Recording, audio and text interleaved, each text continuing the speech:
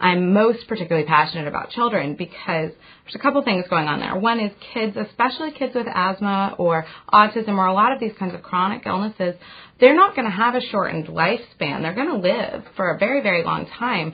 And there may be things 50, 60 years from now that we find out that map back to something that happened in their very early childhood. I'm Julian Hayes. I'm an assistant professor in the Department of Informatics in the School of ICS. So my whole life I've fainted a lot, and it was something that no one could ever figure out. In the end, as it turned out, I had a really benign thing, which basically means that if I stand up too quickly, down I go.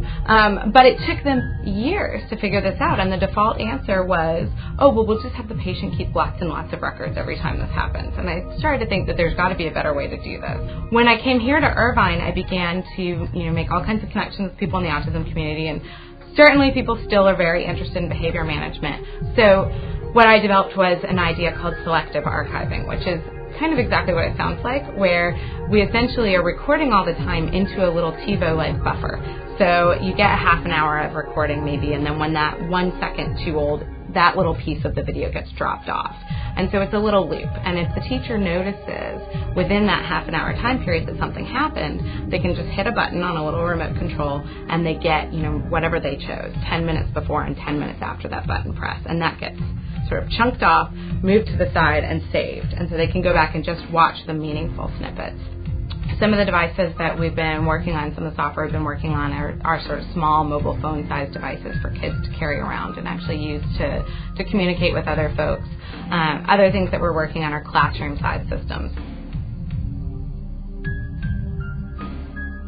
My name is Michael Yaganyan. In the 9 months that we've been developing it, we've assessed the different aspects of the autism spectrum disorder and how the children are behaving in the classrooms and how the technology could and possibly help, or what type of technology they currently have that they're using.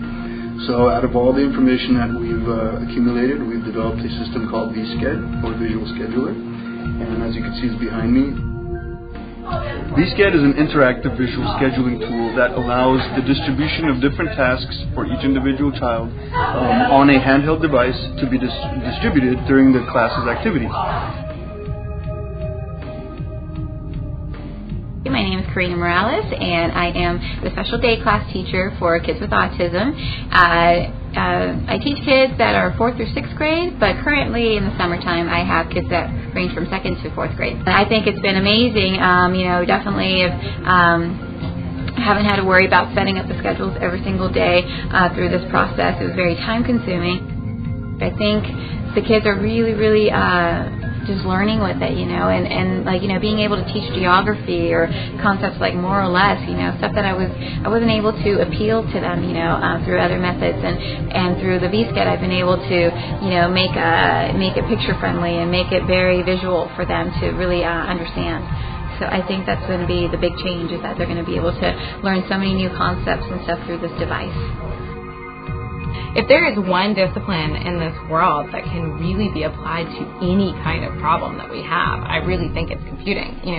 Information and computer science, this is our time, this is our opportunity. For me, I just think that there's so much good that can be done with computing that I hope that everyone will go into it and help develop these new technologies in the future.